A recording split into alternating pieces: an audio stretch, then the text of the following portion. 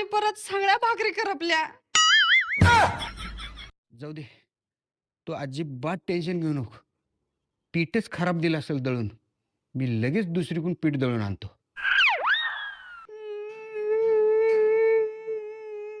काय झालं ग सुनी? का बरं रडलेलीस? आणि भाकरी करपल्या का? होय, तुम्ही तवा नवीन आणलो, दळण दुसरीकडनं चांगलं दळून आणलो, शेगडी नवीन आणलो, तरी बी भाकरी करपल्यातच. तू अजिबात टेन्शन घेऊ नको, तू निवांत राहा. माझ्याकडे एक सोल्युशन आहे. आता ग बाई, हे काय हो? तुला म्हणलं होतं का नाही, तू निवांत राहा म्हणून. तू आजपासून निवांतच राहायचं. आजपासून हिनं भाकरी करल, एकही न करपवता. चल माझी राणी, निवांत आराम करायचं तू आजपासून.